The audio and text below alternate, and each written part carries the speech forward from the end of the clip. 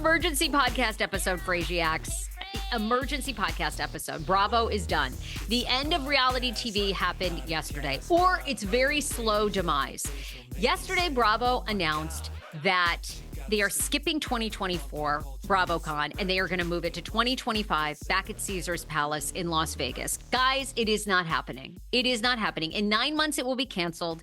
In 12 months, Andy Cohen is going to get a very fat paycheck to remove himself from the network. I believe he'll always be a consultant on these shows, but this is the beginning of the end of Bravo. Now, I will say this is founded on absolutely this. I got my crystal ball out. Okay. I am here making predictions today. So if you want to go down that rabbit hole with me of the prediction of playing psychic, here we go. Okay. And at the end, I'll tell you, there might be one asterisk with this. But yesterday was a very bad sign for the future of Bravo. And you guys know me mostly from TLC, but I'll tell you, I think this impacts TLC, although they've had a different strategy that has served them really well, which is they do not make their television personality stars, meaning they don't do like a Bravocon. They don't do after shows about them. It's like, we're a fly on the wall. Here are these individuals from My 600-Pound Life to 1,000-Pound Sisters to Sister Wives, and then they let the audience run with it as they will. All right. Bravo has leaned into it in making these women, especially on Housewives, huge stars, and Summer House and Below Deck. But this is not a good sign. And people are saying to me, well, Sarah, they're skipping 2023 because of inflation and because of the election. Do you think they are really fucking? And what is going to happen? Okay, really the election, because it happened. Okay, the election is November 15th. All right. And so Bravocon was the first weekend of November last year in 2023. I went. It was fan-freaking-tastic. There were thousands of women and gay men. And some lovely straight husbands that came along. It was unfucking believable. There is no way. There is something. This is the beginning of the end. I believe in 9 months it will be canceled. The Bravocon is not going to happen. And they're going to do these little test events that they're having in New York and LA where you'll be able to meet some of your famous Bravo celebrities. Andy is going to take a huge package to step back and consult from behind the scenes. They have so many lawsuits going against them. So they have so many lawsuits to resolve in 2023 or 2024. There's not going to be a Bravocon, guys. It's over. This is over. And I think, do I think that it's over because Bravocon wasn't a huge success? No, I actually think Bravocon was an enormous success, but there's too much heat on them. There's too much attention on these shows. If the producers are toxic, do they make these women drink? Even though numerous housewives have come forward and said they don't force us to drink. If we want to drink, we can drink. But they never say to us, you should get drunker, unless you're Leah McSweeney, who alleges in the lawsuit that they knew she was an alcoholic and put her around alcohol. Okay. But they have Faith Stowers from Vanderpump Rules. They have Leah McSweeney. They have Carolyn Manzo with a lawsuit. They still are apparently settling a lawsuit, according to Nene, with Nene. And I'm missing one. I think there was another one. McSweeney. Who else is suing? Anyhow, I'm sure more people will come out of the woodwork. But I believe actually it's not happening at all. I believe in 9 or 8 months, it's going to be canceled. It's going to be, they're going to have, I think Andy will step down and they're going to say, well, unfortunately, we're not going to do Bravocon 2025, but we're going to do these small live events and you can come. Or if they do it at all, it will be much more low key. And I believe this will be the last. So grab your tickets. How's that for a random fucking... Y'all are like, bitch. Oh, and people also said to me, oh, they're doing it. Okay, they're not going to have it because of the election. Do you think they're worried about a bunch of 35-year-old women and gays storming Las Vegas? I mean, with what? If the election results don't go the way they want? No, that is not why they are postponing it. And then people said to me, inflation. Last year, all y'all shelled out $3,000 for these VIP experiences, $2,500. I mean, that was like through their website. Then on the secondary market, some of these tickets were going for $10,000. plus your hotel stays, plus your tickets there. Many of the women that go to Bravocon are very well off, darling. They don't give a shit about inflation. So stop believing all this crap. Oh, it's about inflation. It's about the election. And what are we going to do? I was there, please, with my Starbucks. What do you think? I'm going to storm Caesar's Palace and, Lisa Vanderpump's Paris? I mean, it's not happening. This is not good news for reality TV. And here's my prediction. People are on to this. They're on to, I see it with I love TLC. TLC is my favorite network. And the people and the producers at TLC are genius. They're genius. They're my favorites. What they've done with Sister Wives. I'm addicted to that show. What they've done with Sister Wives, what they've done with My 600-Pound Life, 1,000-Pound Sisters.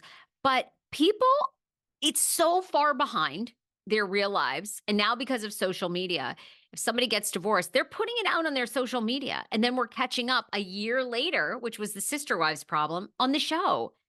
They have a delay time. And they have, even in the past 2 weeks, McKelty Brown, Janelle Brown's daughter, Kody Brown's daughter, has come out and said, I would love to write a tell-all, but I would upset so many people because most of what you see on the show isn't even our real lives. So it's like, I think people are tired of that. We're 2 decades plus in on social media. I think people know that. They really are, I believe, the next wave of shows on television, on TikTok, on wherever, are going to be about real people and their scenarios. 110 freaking percent. They are not, they're just, I think they've had it with these shows, and there's just so much toxicity around Bravo. I adore Andy. I mean, I think I've been in the entertainment world a long time, so I feel like Andy is what he is. And, you kind of have to take that with a grain of salt, meaning he has his favorites. He knows how to get great television out of people. He's obsessed with certain people and scenarios. He's messy, and he wants the tea on Watch What Happens Live and pits people against, but that's like the name of the game. So I don't know. My prediction is Bravocon will be canceled. Andy takes a sweet severance package and steps back in the next year. And I think you see some small events. And I think these shows continue for the next 5 to 10 years, but they are much more low key. There you have it. There's my prediction. I also wanted to do an emergency podcast episode because there was other Sister Wives news yesterday, and TLC announced that Doubling Down with the Doricos are back. Dion and Karen. Doubling Down with the Doricos, very popular show on TLC. And I got messages from people last year that said, are they being canceled? They're being canceled. You've got to start a petition and get this show back on the air. I'm like, okay, I literally had somebody in my DMs. I need you to start the petition. Oh my God, that scared me. Oh my God, hold on. This just popped up. Sorry, it popped up a news story. Okay, hold on. Doubling Down with the Doricos. I'm like, I do not have time to start a damn petition to get Dion's show back on the air. Well, I didn't need one. Maybe this person did, because it is coming back. So if you loved Doubling Down with the Doricos, it's back. Outdaughtered is back May 7th. And Doubling Down with the Doricos, I cannot wait. I really want Dion on my show, by the way. He would be such a good guest. Dion and Karen, they are coming back with their family. Their 14 kids are keeping them on their toes. And Dion's mother, Gigi. All right, Gigi, yes. Doubling Down will be back Tuesday, May 14th at 8 p.m. on TLC. And Outdaughtered will be back May 7th at 9 p.m. on TLC. Also, the 2 other Sister Wives stories that I wanted to get to is Christine Brown is changing her last name. She's updated it with the Social Security office, her license. She came on her Instagram this week and said, oh my gosh, it's so easy to update my last name. So she's officially becoming Wooly. And I think she's going to be Wooly on everything. A couple of months ago, she initially said she was going to keep Brown as her public appearance name, and then Wooly. I always say she was going to be Brown in the streets and Wooly in the sheets. Now it looks like she's going to do both. I think she's all in with Mr. David Woolley, who I really, really enjoy. The other story that is circulating is, are Cody and Robin headed for divorce? This one, I told you guys yesterday on my TLC Talk episode, and this story came out afterwards, that everything was very cordial, according to sources that were at the funeral for Garrison Brown. I'm talking about the one in Nevada that was with the National Guard, that everybody was very amicable. And Mary already said this on her Fridays with Friends, that there's still a lot of healing that needs to be done, but it was really wonderful that the entire family was back together and they're planning this big June family reunion.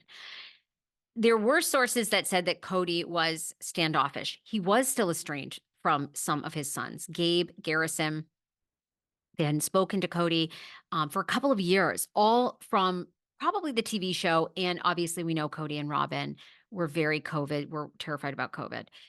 Don't even get me started. Do you even hear about anyone having COVID now? Where? Huh? Anyhow, so COVID really, separated the family. So people said that Cody was standoffish. Now, the newest story that is out is that Cody is in a dark place. He was in a dark place with season 18 coming out because obviously all the women had left him. And he was taking that out on Robin. Now this has been so deep, so tragic for the entire family that Cody and Robin are having marital issues. And Robin is the one that encouraged him to be more open, more friendly at the funeral. And amid Cody's depression, a source alleges that the father of 18 is causing problems in his marriage to Robin.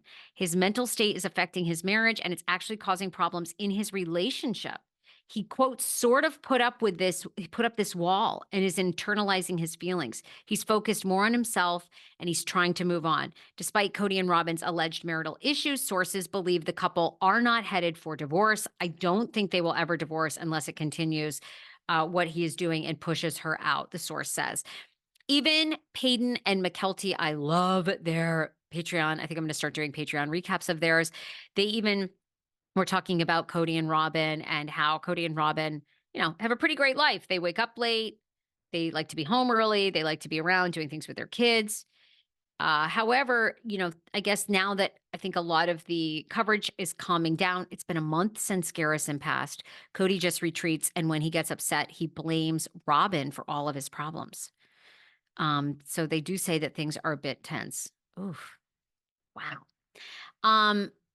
I continue to follow everything that they're doing. They're back in the sense that they are trying to have some shred of normalcy, while we know nothing will ever be normal for that family and they will forever be missing Garrison. Janelle posted a beautiful post for Garrison on his birthday yesterday on her Instagram.